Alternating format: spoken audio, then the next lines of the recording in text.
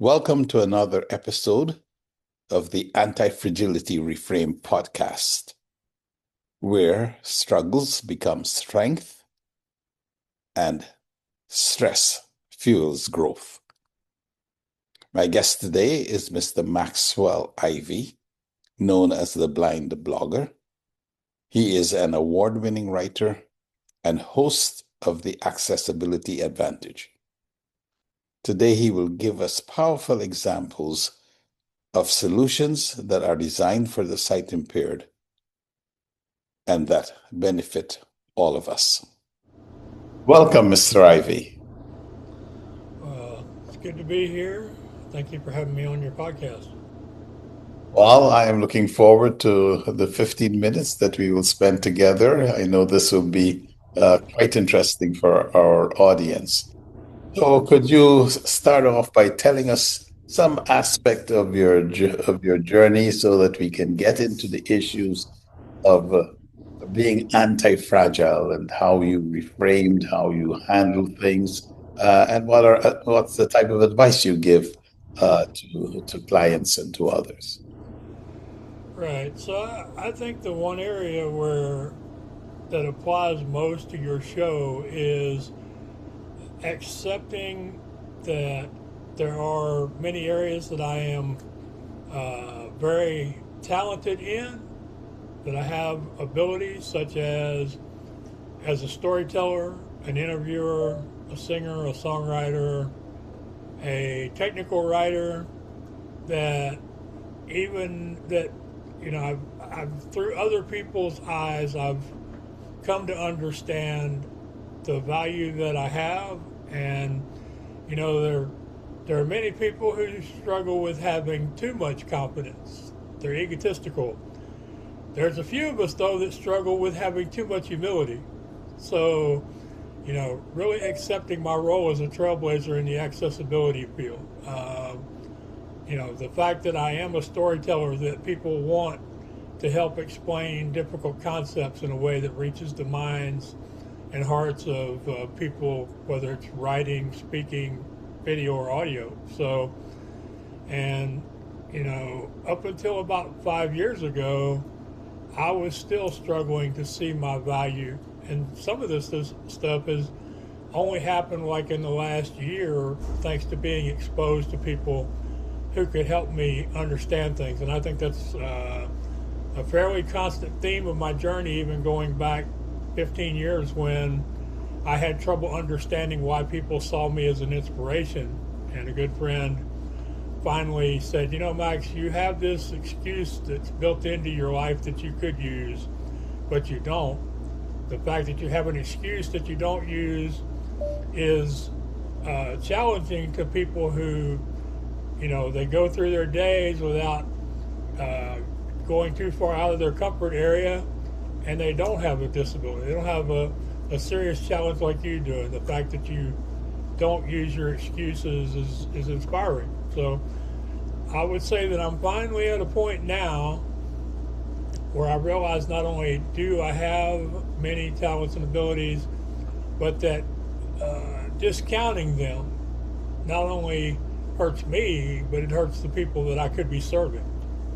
That's an excellent perspective. And for our audience, let me mention that you are sight impaired, uh, and uh, and clearly your friend and you yourself have come to a change of perspective. Namely, here you have a disability, but as a matter of fact, you have many gifts associated with that disability, and why not use them?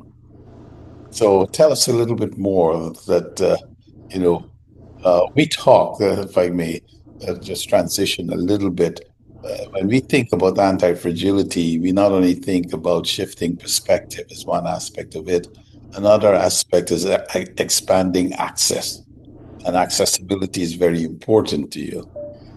So talk a little bit about as you share your talents, how do you think about accessibility?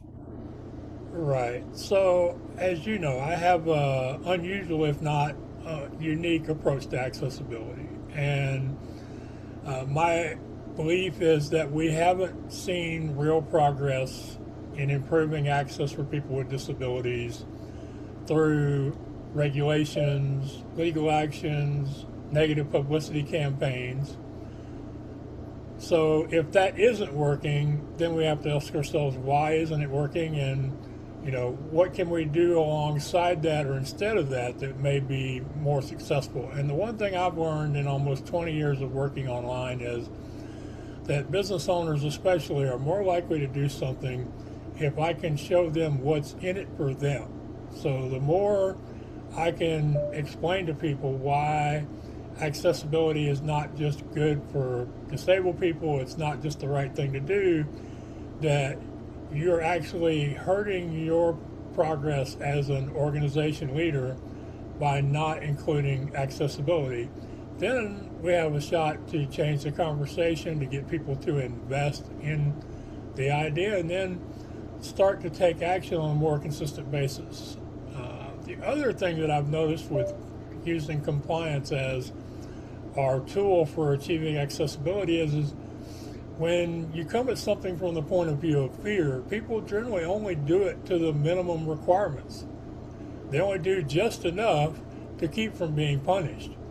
Whereas if you can get them to come at it from a position of hope, love, something that will return on their investment of time and energy, then not only are they going to do it to the minimum standards, they're going to exceed the standards and in many cases be a leader in how to make accessibility a core part of their business and all their content. Could you give us an example of how you put that into action? If we agree that 1 in 6 people in the world have a disability, that would mean about 50, 60 million in the United States. Out of that group, maybe 10 or 12 million are going to have a vision loss issue.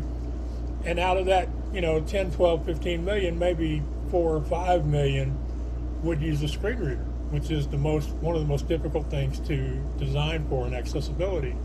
So the alt text in itself only directly benefits, let's say, 5 million out of 350 million in the US, for an example. But for a long time now, maybe 10 years, maybe 15 years, Google has been indexing that alt text alongside the keyword text, the title text, the description text. And so that description of your image was an opportunity to influence the search engine algorithms, to help them understand your images and as a result understand your offer and drive more organic traffic. And I have never met a website owner or a business owner who doesn't want more traffic that they don't have to be out there every day pushing to generate. So that was the one thing I used to point to all the time. But we also have things like dark mode. Dark mode goes back to the 70s when they first realized that people with vision loss, but who still had enough vision to read in large print, had less eye strain and stronger comprehension rates if they could invert the text from black characters on a white background to white characters on a black background. And, it's only been in the last few years that that's been adopted by website developers as they've realized that, especially for mobile device users, that dark mode allows for a more enjoyable browsing experience, especially in high or low light. And the more people enjoy spending time on your website, the more likely they are to stay on the website and to find something that they need to do, whether that's hiring your service, booking you for an event, or buying something you have for sale. So that's dark mode. And then if we're looking at in person, we have the curve cutouts, which people still fight over as having them put in because it's like that's just for people with wheelchairs.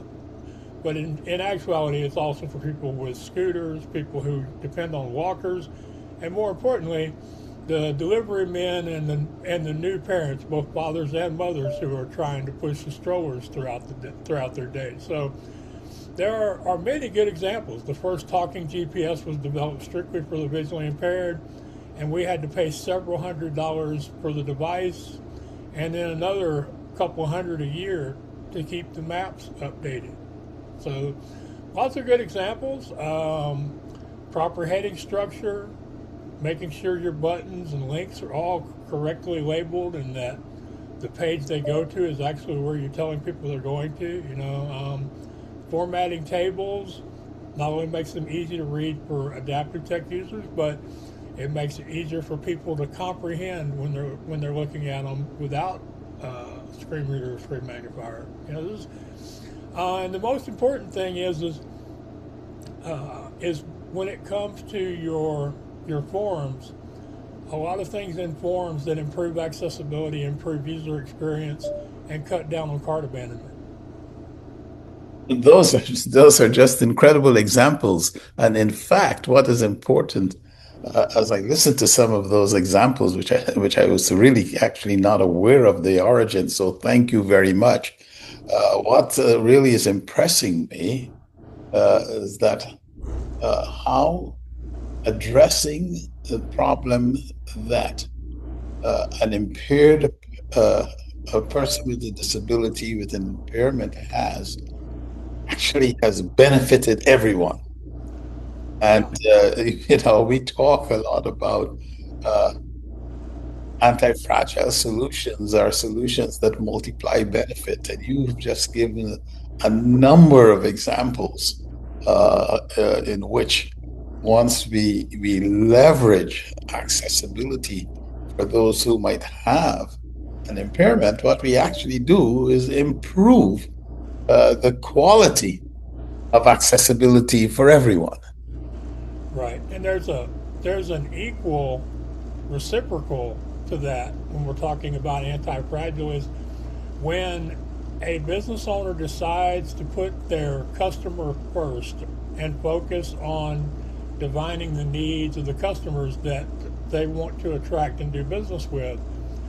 Once they do that, if they make the most important reason for the website the most important thing and design for those customers, quite often that effort will prevent them from creating accessibility issues for the people who have disabilities that will be visited with.